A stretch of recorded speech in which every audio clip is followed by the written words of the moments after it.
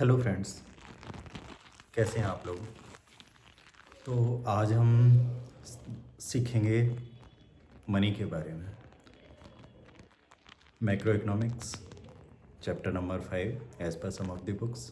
Chapter number इधर उधर भी हो सकता है, अलग हो सकता है, कोई दिक्कत नहीं। आपके पास कोई भी बुक है, N C R T, T R Jain V K Ohri, C B Sachdeva, Sandeep Garg और भी कोई अगर अलग बुक है तो उससे कोई फ़र्क नहीं पड़ता है। जो भी मैं आपको बताऊंगा या समझाऊंगा वो सभी बुक्स में आपको सेम मिलेगा, वो सारे के सारे कॉन्सेप्ट्स आपको मिलेंगे।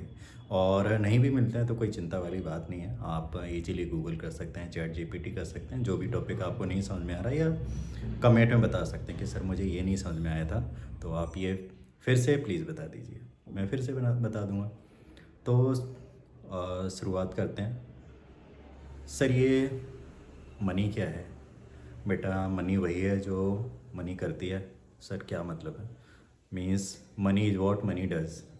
सर फिर भी हमें तो नहीं समझ में आ रहा है ये मनी क्या होती है। बेटा मनी क्या होती है? मनी वही होती है जो मनी का काम करती है। नहीं नहीं सर, थोड़ा आसान भाषा में समझाओ, क्या कहना क्या चाहते हैं हम कहना ये चाहते हैं कि मनी एक ऐसी चीज़ है जो प्राइमरी फंक्शन क्या है मनी का, आपने पढ़ा होगा, it is a medium of exchange. Medium of exchange का क्या मतलब है? ये सिंस एंशियंट टाइम्स हम एक्सचेंज करते हैं गुड्स का, सर्विसेज का। जैसे मुझे टीचिंग सर्विसेज चाहिए किसी की, जैसे आप टीचिंग सर्विसेज ले रहे हो किसी की, पढ़ रहे हो स्कूल में, कोचिंग में या कहीं और भी, तो क्या करते हो उसके लिए एक फ़ी पेमेंट करते हो। तो मनी क्या कर रही है? मनी अभी एक as a medium of exchange के रूप में काम कर रही है। जैसे आपने टीचिंग सर्विसेज ली किसी की और आपने उसके बदले में क्या दिया? मनी दिया, पैसे दिए। अभी पैसे हैं या फिर ऑनलाइन पे कर सकते हैं जिसको हम डिजिटल मनी के नाम से जानते हैं या फिर इलेक्ट्रॉनिक मनी के नाम से जानते हैं। एक तो ये हुआ मनी क्या है। तो बेसिकली मनी का जो फंक्शन है वो यही है कि आप medium of it is a medium of exchange. बहुत ही सिंपल भाषा में मनी क्या है? ये एक मीडियम ऑफ एक्सचेंज है। और मनी का वैल्यूएशन आपने पढ़ा होगा, पहले बार्टर था, फिर मेटल करेंसी आया, फिर क्या है, फिर पेपर करेंसी आया, अभी क्या है? इलेक्ट्रॉनिक करेंसी है या डिजिटल करेंसी है। तो सर ये क्या, कहाँ से शुरुआत करें? अब हम बेटा शुरुआत करते हैं बार्टर से ही। सर ये बार्टर क्या होता है? बार्टर आपको नहीं पता? नहीं सर, हमें तो कहाँ पता है बार्टर के बारे में, क्या होता है बार्टर, आप बताओ थोड़ा सा। बेटा बार्टर होता है आदान प्रदान। सर नहीं, हिंदी में तो नहीं समझ में आ रहा है, आप और अच्छे से बताओ।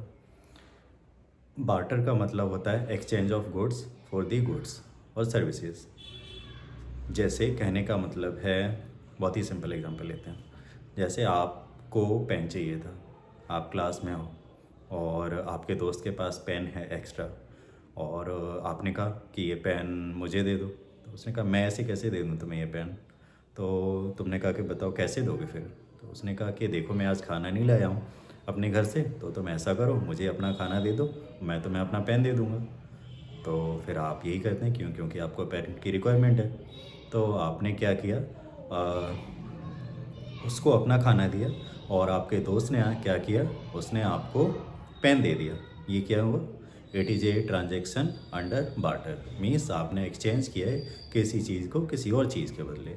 तो एंशियंट टाइम से हम ये करते आ रहे थे, और एंशियंट टाइम्स नहीं, अभी में भी जो विलेज इकोनॉमी है, रूरल इकोनॉमी है, वहाँ अभी भी ये चल रहा होगा, कोई बड़ी बात नहीं है। जैसे जो लोग अभी भी रूरल एरिया से बिलोंग करते हैं, आप उनसे बात करेंगे तो वहाँ जो सब्जी बेचने वाले आते हैं या फिर कोई और सामान बेचने वाले आते हैं, जैसे कोई चिप्स कुरकुरे टाइप की चीज़ें हैं, तो वो क्या करते हैं अभी भी, जब अभी रबी का सीज़न आएगा, मीन्स ख़त्म होगा रबी का सीज़न, गेहूँ आएगा घरों में मार्च अप्रैल में, तो क्या करेंगे, वो सामान बेचने वाले आएंगे। तो वो क्या करेंगे, जैसे मुझे चिप्स चाहिए तो कहेंगे अच्छा ठीक है 1 किलो मुझे तुम गेहूँ दे दो, और मैं तुम्हें क्या करूँगा, मैं तुम्हें 100 ग्राम या 200 ग्राम जितना भी होगा मैं तुम्हें चिप्स दे दूँगा। तो ये जो बार्टर एक्सचेंज है ये अभी भी चलता है कहीं ना कहीं, ऐसा नहीं है कि ख़त्म हो गया। तो ये तो हुआ मनी का बात। Next is journey from barter to e money. Barter से ई मनी तक हम कैसे पहुँचे? तो पहले हम थोड़ा ओवरव्यू देख लेते हैं इसका एक बार। बार्टर क्या है अभी आपको समझ में आया।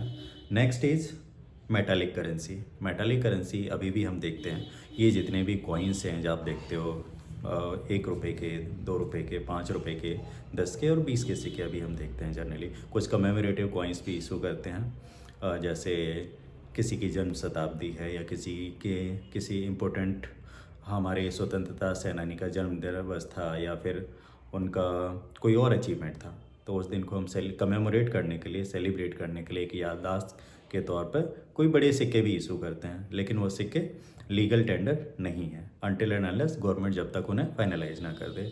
लीगल टेंडर नहीं है मतलब आप किसी को डेट रीपे करना हो तो उसमें वो लेगा नहीं लेगा वो उसकी मर्जी है, फोर्स नहीं कर सकते। Metallic currency, gold and silver coins, alloy metal, gold and silver coins आपने शायद हिस्ट्री में पढ़ा होगा 6ठी-7वीं क्लास में। जो ये रुपया है, ये रुपया किसने चलाया था? शेरशाह सूरी ने चलाया था।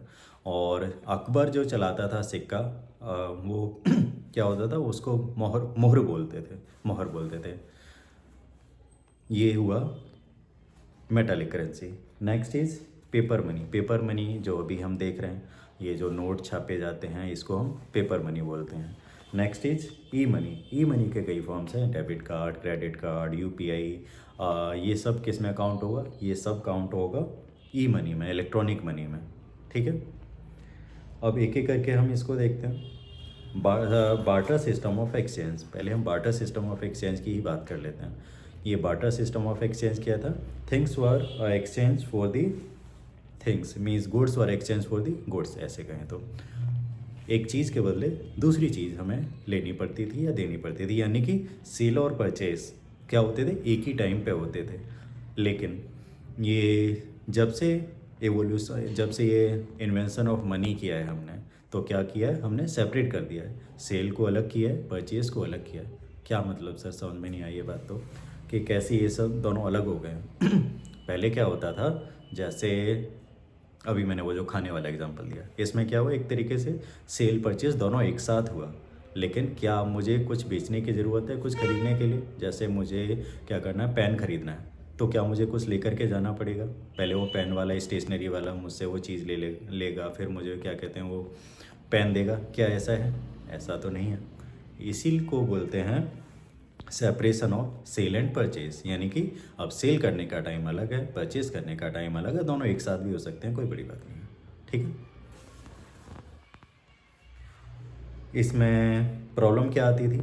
प्रॉब्लम्स क्या हैं इसके? Drawbacks of the barter exchange. पहला है double coincidence of wants. Double coincidence of wants का मतलब है कि दोनों को ज़रूरत होनी चाहिए। जैसे जो सामान बेच रहा है उसे भी ज़रूरत होनी चाहिए कुछ खरीदने की, तभी वो आपसे कोई सामान खरीदेगा। जैसे बहुत ही सिंपल एग्जांपल है, किसी को मुझे स्कूल के लिए शूज़ चाहिए और मेरे घर में अभी गेहूँ है, तो मैं गेहूँ लेकर के गया शू मेकर के पास कि भैया आप ऐसा करो, मुझसे ये गेहूँ ले लो, आप मुझे 1 पेयर ऑफ शूज़ दे दो। तो उसने कहा कि नहीं, मुझे तो गेहूँ की रिक्वायरमेंट ही नहीं है, तो मेरे पास चावल हैं क्या? मुझे चावल चाहिए। तो मैं कहूँ मेरे पास चावल तो नहीं है, मेरे पास तो गेहूँ है बस। तो वो कहेगा कि ठीक है, मैं तो तुम्हें शूज़ नहीं बेचूंगा। It means double coincidence of wants होनी चाहिए, एक ही टाइम पर दोनों को उन एक दूसरे की चीज़ों को ज़रूरत होनी चाहिए, तभी क्या हो पाएगा? तभी वो सेल और परचेज़ की ट्रांजैक्शन हो पाएगी।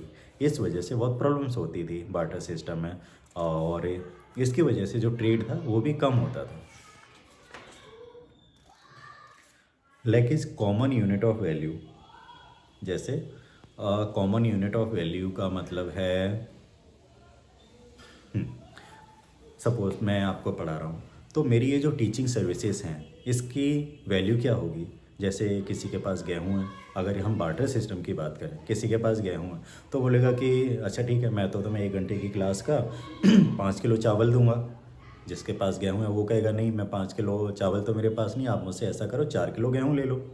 जिसके पास शूज़ हैं तो वो कहेगा कि आप मुझसे शूज़ ले लो। किसी और के पास कुछ और है, सपोज़ शुगर कैन है या गुड़ है, चीनी है, वो कहेगा मुझसे चीनी ले लो। तो ये क्या हुआ? Medium of lack of common unit of value. Means मेरी 1 घंटे की क्लास की वैल्यू क्या है?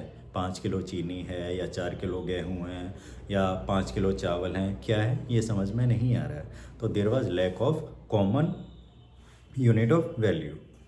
Next difficulty of future payments और कॉन्ट्रेक्चुअल पेमेंट्स। फ्यूचर पेमेंट जैसे अभी हम क्या करते हैं, हायर परचेज पे सामान परचेज करते हैं। सर ये हायर परचेज क्या होता है? आपने ईएमआई का नाम सुना होगा। हाँ सर सुना है, ईएमआई का नाम तो सुना है हमने।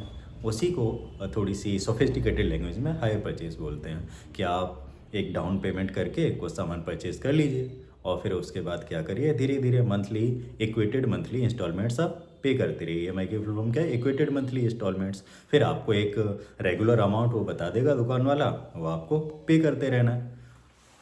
तो ये क्या आएगा, कॉन्ट्रेक्चुअल पेमेंट्स या फ्यूचर पेमेंट्स में काम आएगा। ठीक है, लेकिन अभी बाटर में चलते हैं वापस से। सपोज़ मैंने किसी से 1 क्विंटल यानी कि 100 किलो गेहूँ खरीद लिया और जो वैल्यू तय की गई वो तय की गई 10 बकरियाँ। उसने तो मैंने कहा मेरे पास अभी 10 बकरी तो नहीं है। तो उसने कहा कि ठीक है धीरे धीरे करके मुझे दे देना, यानी कि सपोज़ 10 महीनों में मुझे 10 बकरियाँ दे देना। तो यहाँ देखो कितनी बड़ी प्रॉब्लम आएगी कि हो सकता है 10 बकरियाँ भी एकदम से तो पैदा नहीं होंगी। 10 बकरियाँ तो सब सेम साइज़ की नहीं होंगी, छोटी बड़ी होंगी सब, और डिपेंड करेगा कि मैं कब दे रहा हूँ, तो उस हिसाब से बकरियाँ बड़ी होती जाएंगी। बकरी पैदा कब होती है उस पर भी डिपेंड करेगा। तो इस वजह से फ्यूचर पेमेंट्स में या कॉन्ट्रेक्चुअल पेमेंट्स में भी प्रॉब्लम आती थी। Next is problem in storage of value, saving and transfer of value. Problem in storage of value, जैसे मैंने अभी आपको बकरी का एग्जांपल दिया।